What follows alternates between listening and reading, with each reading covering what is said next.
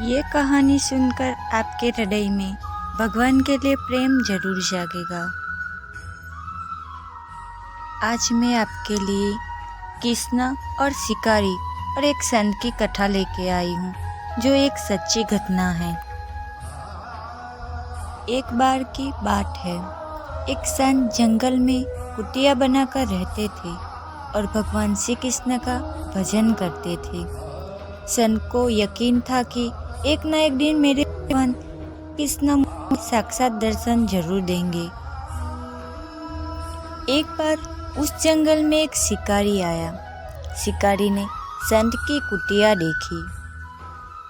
शिकारी उस कुटिया में गया और उसने संत को प्रणाम किया और पूछा कि आप कौन हैं और आप ये क्या कर रहे हैं।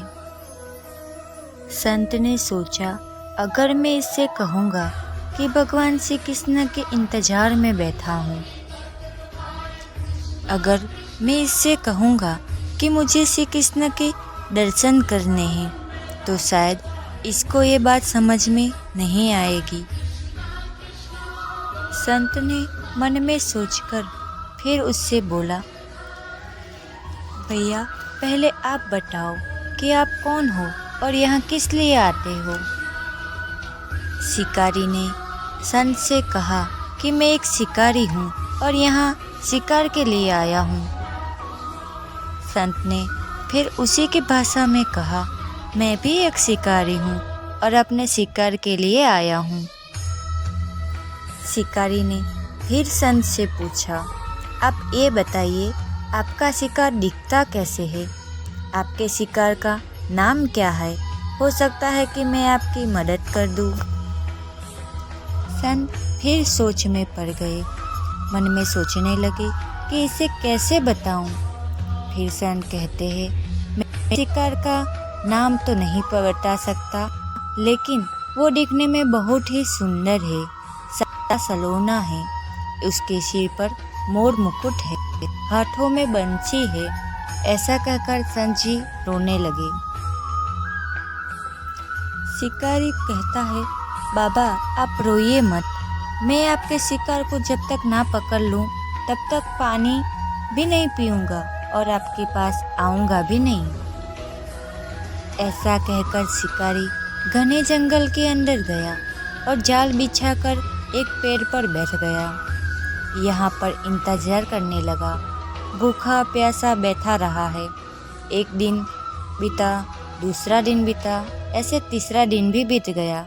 भूखे प्यासे की रात को नींद भी आने लगी। शिकारी को ऐसा भूखे प्यासे बैठे हुए देखकर श्री कृष्ण को उन पर दया आ गई। भगवान उसके भाव पर रीझ गए। भगवान मुस्कुराते हुए स्वर से बांसुरी बजाते आए और उस जाल में खुद ही फंस गए। जब शिकारी को इसका अनुभव होता है कि जाल में कोई फंस गया है, वो तुरंत नींद से उठ जाता है और उस भगवान को देखने लगता है। शिकारी संत की बातें याद करता है कि संत ने इसका रूप कैसा बताया था।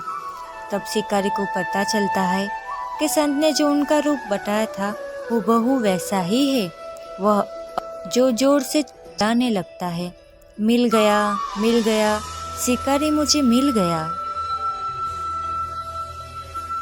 शिकारी ने श्री कृष्ण भगवान को जाल समेत ही कंधे पर बिठा लिया और शिकारी कहता हुआ जा रहा है कि आज 3 दिन के बाद मिले हो, मुझे खूब भूखा प्यासा रहना पड़ा है, अब तुम्हें मैं छोड़ने वाला नहीं हूँ। शिकारी कुटिया की ओर बढ़ रहा था। जैसे ही संत की कुटिया आई, शिकारी ने आवाज लगाई, बाबा जी, ओ बाबा जी, बाहर आइए, दरवाजा खोलिए।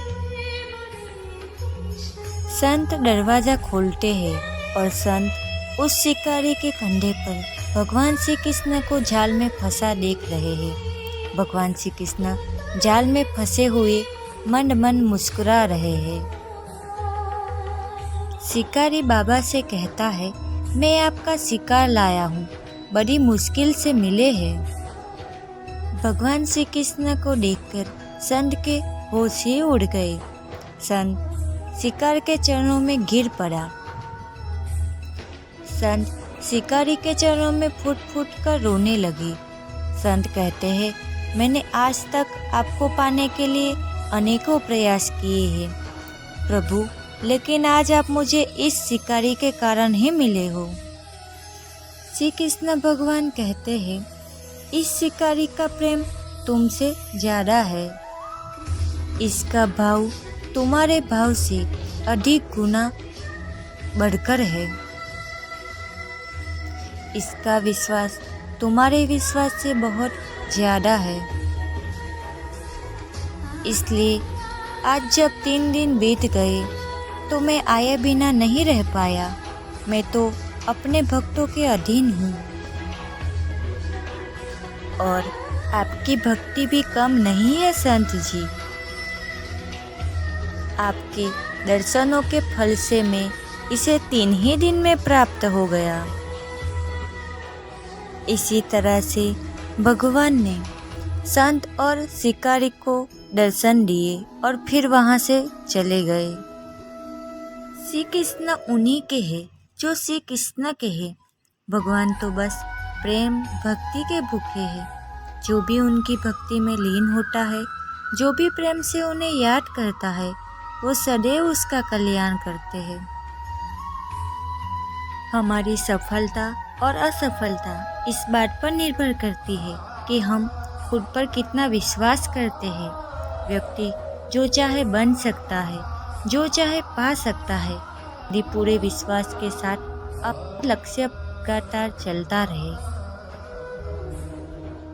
भगवान श्री कृष्ण कहते हैं, मेरे परम भक्त जो हमेशा मेरा स्मरण या एक चित मन से मेरा पूजन करते हैं, मैं व्यक्तिगत रूप से उनके कल्याण का उत्तरदायित्व लेता हूँ।